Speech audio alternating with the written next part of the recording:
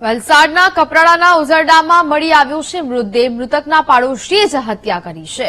મૃતકના બાથરૂમમાં પડેલી ઝાડની ડાળી કાપવાની બાબતે બબાલ થઈ હતી. પાડોશી પિતા અને દીકરાએ મળીને હત્યા કરી. હત્યા પછી મૃતદેહને જોગવેલ નજીક કોતરમાં ફેંકી દીધો હતો. કપરાડા પોલીસે આગળની તપાસ હાથ ધરી છે.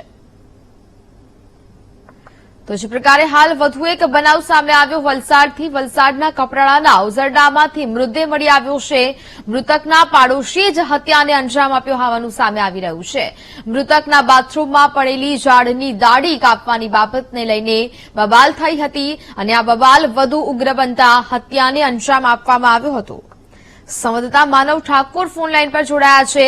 માનવ, વલસાડના કપરાડાના ઉઝરડામાંથી મૃતદેહ મળી આવ્યો છે, શું વિગતો? આપને જણાવવાનું કે જે કપરાડાનું જે ઓજેડા ગામ છે તેમાં 3 દિવસ અગાઉ જે રીતે કોતરમાં મૃતદેહ મળી આવેલો અને તેને લઈને જે નાનાપોંડા પોલીસે તપાસ હાથ ધરી હતી અને ત્યારબાદ જે રીતે જાણવા મળ્યું છે કે જેના પાડોશી દ્વારા જે પિતા પુત્ર દ્વારા જ આ વૃદ્ધની હત્યા કરી દેવામાં આવી હતી. નજીવી બાબતે આખી ઘટના બની હતી અને જે રીતે જે મૃતકની જે બાજુમાં જે ઘર આવેલું છે તેના બાથરૂમ ઉપર ઝાડની ડાળીઓ પડી ગઈ હતી અને તે ઝાડની ડાળીઓ કાપવાના મામલે બબાલ થઈ હતી અને તેને જ લઈને જે રીતે